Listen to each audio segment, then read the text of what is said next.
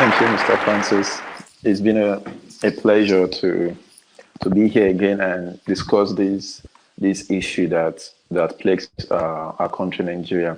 You know, backstage in the group chat we created, I've seen a couple of people sharing their thoughts and ideas about this issue of corruption in Nigeria. And what I want to say is, first, I believe that with platforms like this platform you created, that is giving opportunity to young people to voice their opinion. I believe when we begin to see this kind of platform pop up everywhere, it gives you that confidence and that hope that Nigeria can someday become a better place. And I strongly believe that. I strongly believe that Nigeria will get to the promised land. I strongly believe that because when we look at where we look at the things we've been through, it's impossible to believe that we can get to where we are right now. But still, let's focus on what is important. Let's focus on what's on ground, the problem that Nigeria is facing right now. So, can Nigeria really get to where they want to be? Can we get to that promised land to fulfill our potential? The answer is yes, but then it begs the question, how do we get there? And I think the basic needed factor, if that is needed for Nigeria to advance to the next level, is the sense, Simon, that you, Mr. Francis, have been preaching, which is leadership. I think that is the core value that is needed, because what does it take to change a nation? What does it take for a country to move to the next level? Various things are needed. First, you need to look at the economy of the country. Is it flourishing? Is it successful? And how do you determine the success of the economy? Are the citizens happy? Are the citizens receiving money? Are there exchange of money, goods, and services? These are the things you look if you want to determine if an economy is flourishing, which in turn translates into the wealth of the nation. Okay, that is one. The next thing is security. Is the country safe? Are the citizens trustworthy? Can they carry out transactions? Because without trust, without the ability to say, I trust that you will deliver on your promise. I trust that you will deliver the goods you promised my company. Without that foundation of trust, business cannot grow. And then we also look at in the security aspect where people are held accountable. When a politician, for example, breaks the law and defrauds the nation, do we have that assurance, that belief that they will be brought to justice? All these are the things that helps the nation to be secure.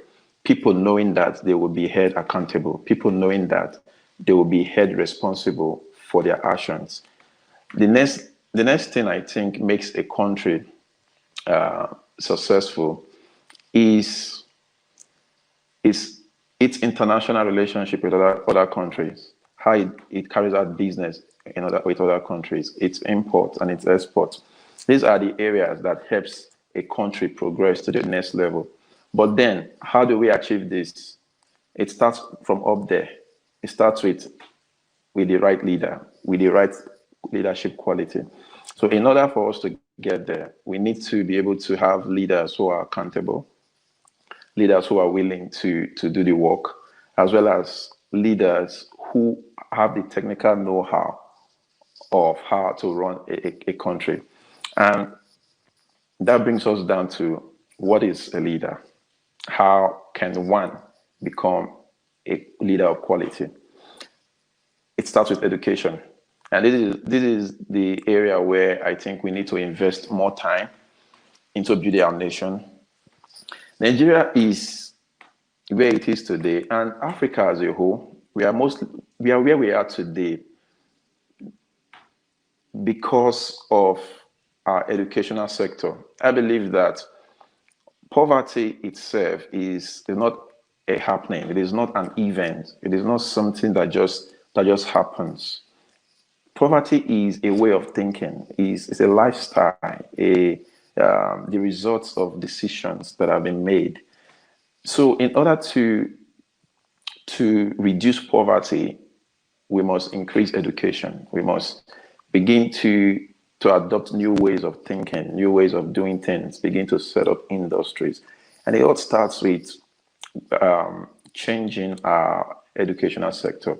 Like, I have friends who have graduated from the universities, and so many are becoming entrepreneurs. They are looking to sponsor themselves, go into business for themselves to see how they can survive.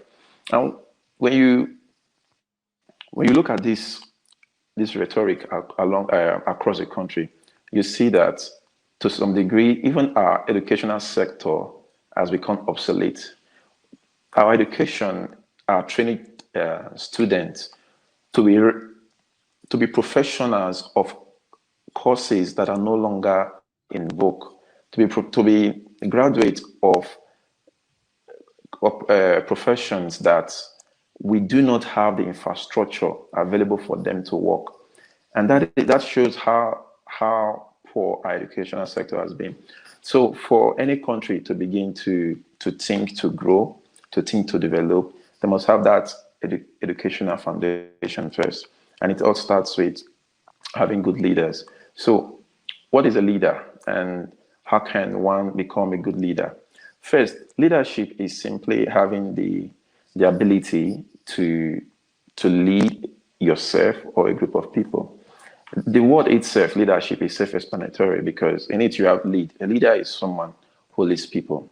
Now the question is, lead people to where? Because before you can be able to lead, you need to know where you're going.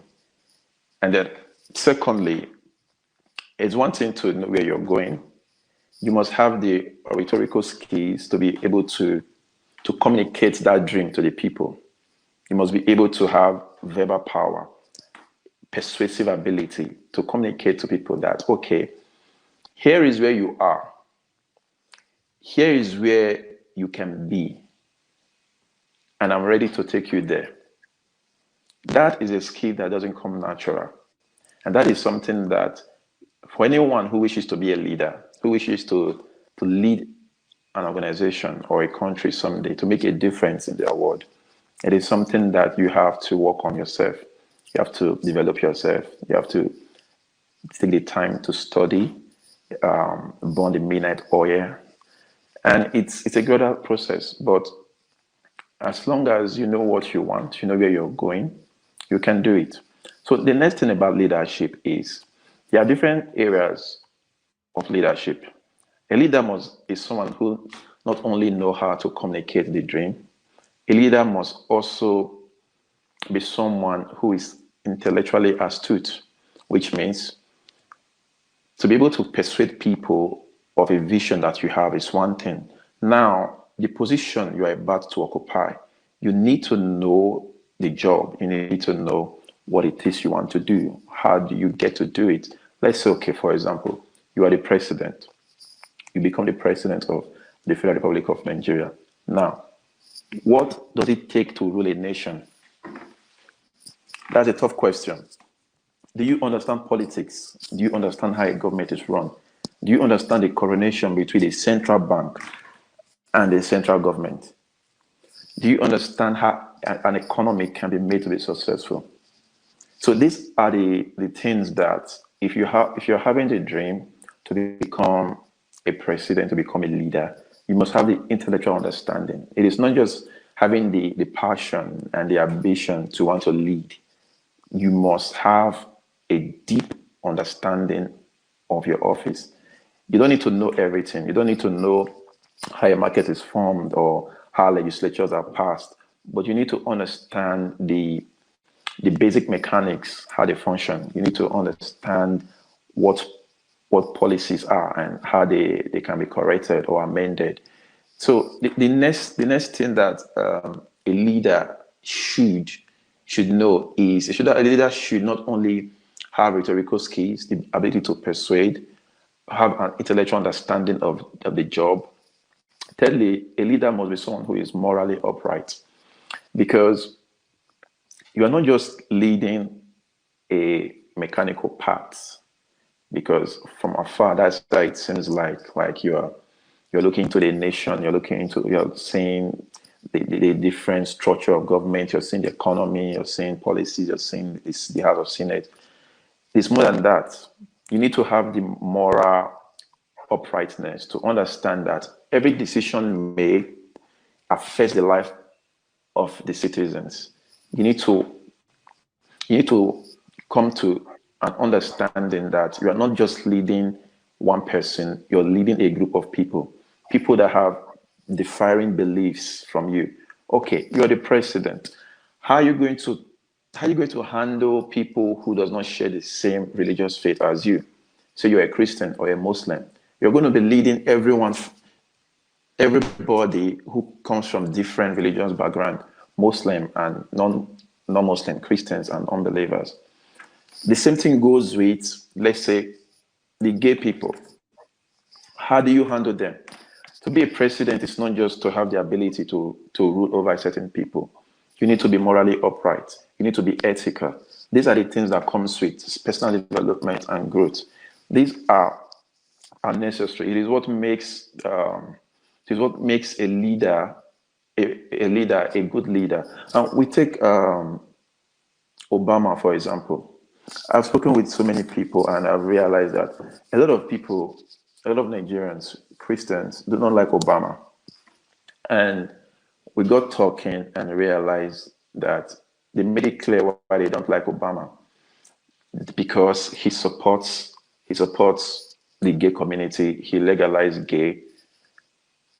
And when we hear such a thing, we feel, he must be an antichrist.